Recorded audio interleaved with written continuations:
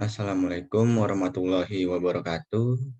Sebelumnya kami ucapkan selamat datang kepada Bapak investor dan Ibu investor yang terhormat. Pada kesempatan kali ini, kami akan melanjutkan presentasi kami yang kemarin, yaitu terkait kerjasama dalam pembuatan kursi depan mobil Suzuki R3. Dalam presentasi ini, kami akan menyampaikan 5 tahapan proyek lanjutan, yaitu yang pertama, yaitu ada tahapan MPPC atau Multi Product Process Start, kemudian ada tahapan struktur organisasi, job description, analisis kebutuhan tenaga kerja, dan K3. Selanjutnya ada tahapan AKLL atau analisis kebutuhan luas lantai. Selanjutnya ada tahapan ARC atau Activity Relationship Diagram. Dan yang terakhir ada tahapan ARD atau Activity Relationship Diagram. Untuk tahapan MPPC dan struktur organisasi, job description, analisis kebutuhan tenaga kerja, dan K3 akan disampaikan oleh rekan saya, manajer operasional, yaitu Bapak Solahuddin. Kepada Bapak Solahuddin, saya persilahkan. Di sini saya akan menjelaskan tentang multi product process chart,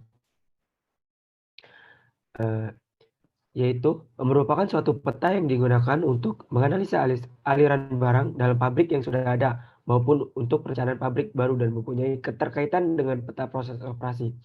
MPPC ini juga memperlihatkan aliran masing-masing komponen material dalam proses, yaitu serta kebutuhan mesin baik secara teoritis maupun aktual.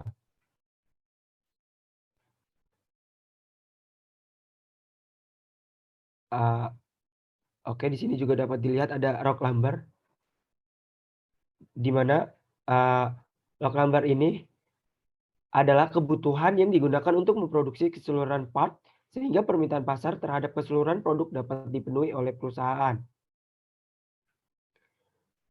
Oke, di sini juga masuk ke pabrikasi, di mana pabrikasi adalah suatu rangkaian pekerjaan dari beberapa komponen material dirangkai menjadi satu dengan pelaksanaan tahap demi tahap sampai menjadi satu bentuk adalah salah satu dari tipe-tipe konstruksi sehingga dapat dipasang menjadi sebuah bentuk bangunan hingga selesai. Di sini juga ada bahan materialnya, yaitu ada meteran, ada mesin stamping juga, mesin stamping 2, mesin stamping 3. Di mana meteran ini kebutuhan mesin aktualnya yaitu 14 unit, mesin stamping 1 itu 1 unit, mesin stamping 2 yaitu 1 unit, mesin stamping 3 yaitu 1 unit. Dan di mana total jumlah mesin pabrikasi yaitu sebesar 65 unit. Oke, di sini juga masuk langsung ke sub assembly 1, di mana sub assembly 1 ini ada mesin jahit, di mana mesin jahit ini mempunyai kebutuhan mesin aktual yaitu 9 unit. Jadi jumlah mesin sub assembly 1 itu 9 unit. Di sini juga ada sub assembly 2. Di sini ada mesin las, gerinda tangan dan visual control tools. Di mana jumlah mesin sub assembly 2 itu yaitu 12 unit. Oke, masuk ke main assembly. Di sini ada tools dan mesin las, tools, visual control, bench dan bench operation. Di sini jumlah mesin main assembly yaitu 22 unit. Dan dapat disimpulkan jumlah mesin yang dipakai yaitu pabrikasi 65 mesin, sub assembly 1 9 mesin, sub assembly 2 12 mesin, main assembly 22 mesin. Jadi total mesin yang dipakai yaitu 108 mesin.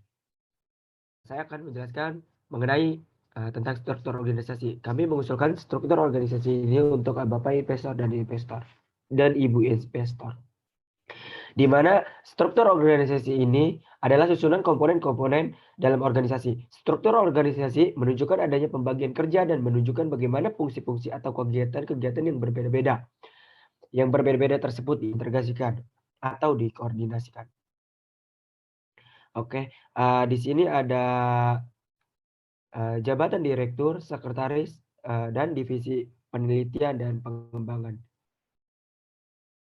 Di sini juga kami bagi 3 kepala divisi, yaitu yang pertama ada kepala divisi keuangan dan pemasaran, lalu ada kepala divisi produksi, lalu juga ada kepala divisi bagian umum dan sumber daya manusia.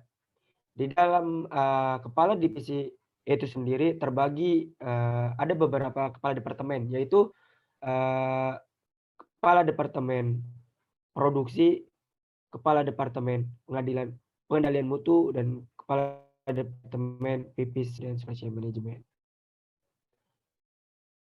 Oke, selanjutnya saya akan membahas mengenai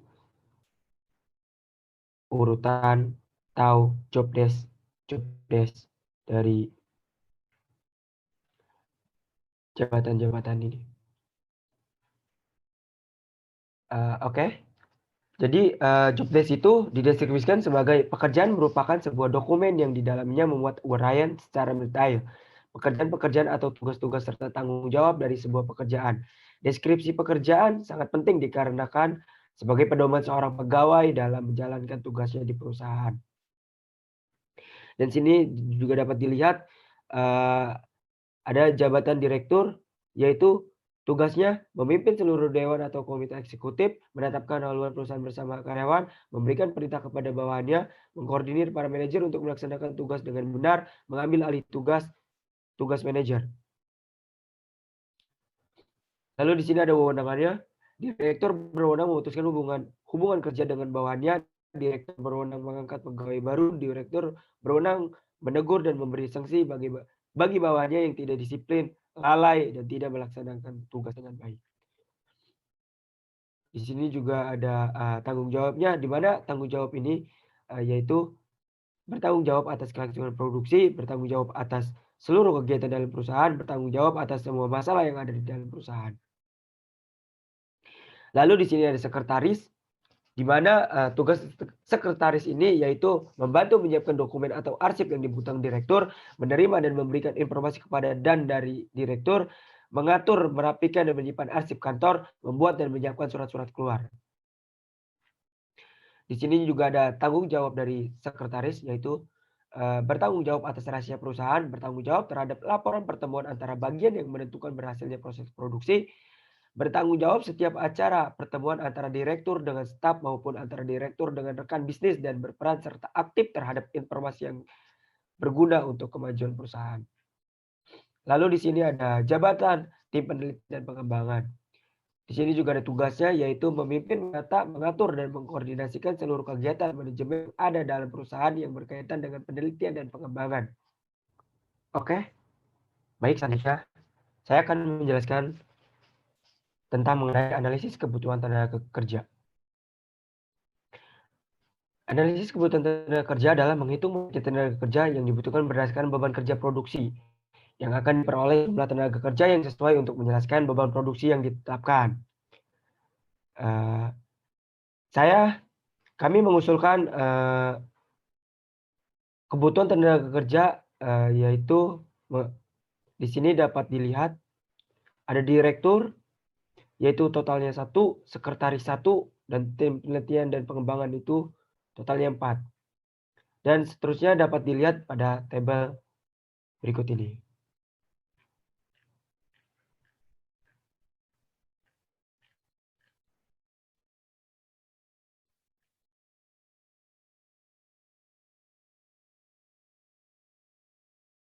Jadi kesimpulan jumlah kebutuhan tenaga kerja, yaitu tenaga kerja langsung sebanyak 195, tenaga kerja tidak langsung yaitu sebanyak 62. Jadi total keseluruhan analisis kebutuhan tenaga kerja kami yaitu 257.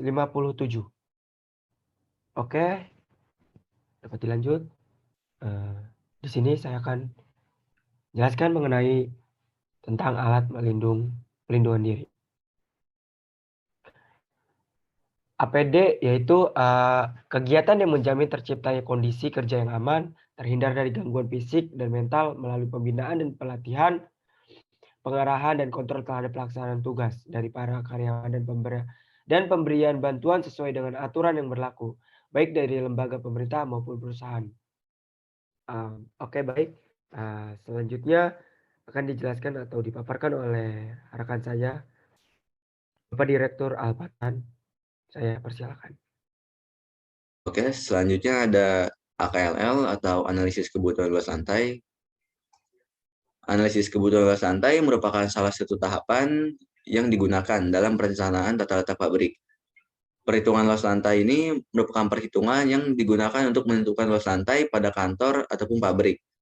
Nah, perencanaan ini bertujuan untuk mengetahui luas lantai yang dibutuhkan pada setiap fasilitas-fasilitas yang didirikan. Nah, dapat dilihat pada tabel berikut ini. LLP ini merupakan luas lantai produksi. Di luas lantai produksi ini dibagi menjadi 3, yaitu ada luas lantai fabrikasi, luas lantai sub-assembly, dan luas lantai main assembly. Oke, tahapan selanjutnya ada ARC atau Activity Relationship Chart. ARC ini merupakan deskripsi hubungan antar fasilitas yang digunakan sebagai pedoman dalam membuat perubahan tata letak. ARC dapat menggambarkan penting atau tidaknya kedekatan ruangan pada suatu aktivitas atau kegiatan antar masing-masing bagian. Nah, jadi ARC ini dibuat berdasarkan AKLL yang telah dibuat sebelumnya. Jadi di ARC ini menggambarkan kedekatan antara hubungan di setiap fasilitas-fasilitas yang ada atau yang telah dibuat sebelumnya. Dari ARC untuk factory ini didapatkan kesimpulan atau total untuk jumlah A sebesar 7, E 24, I 28, O 44, U 110, dan X 18. Sedangkan untuk ARC bagian office atau kantor didapatkan jumlah A sebesar 10, E 19, I 39, O 69, U 242, dan X 24. Oke, tahapan selanjutnya ada ARD atau Activity Relationship Diagram. Jadi ARD ini merupakan diagram keterkaitan kegiatan antar aktivitas yang dibuat menggunakan informasi dari peta keterkaitan kegiatan yang digunakan menjadi dasar perencanaan keterkaitan antara pola aliran barang. Nah, untuk ini ada Core Lab Factory. Untuk fasilitas ini didapatkan dari ARC. Luas fasilitasnya ini didapatkan dari AKLL. Untuk Departemen Relationship juga didapatkan dari ARC.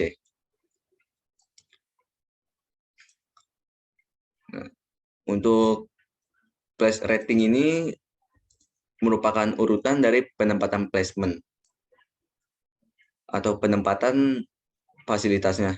Jadi sebagai contoh, ini place rating pertama, jadi urutan pertama yang akan ditempatkan itu yaitu fasilitas fabrikasi.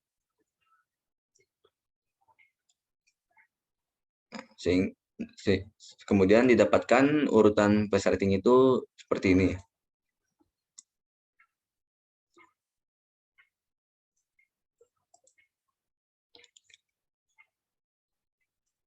Selanjutnya ada Core Lab Office. Di Core Lab Office juga sama seperti Core Lab Factory. Cara pengerjaannya.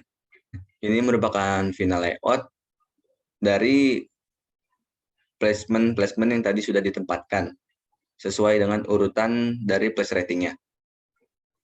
Ini merupakan final layout bagian factory atau production.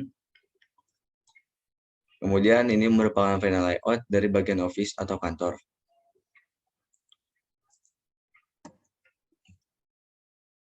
Oke, mungkin itu saja yang dapat kami jelaskan dari 5 tahapan yang tadi.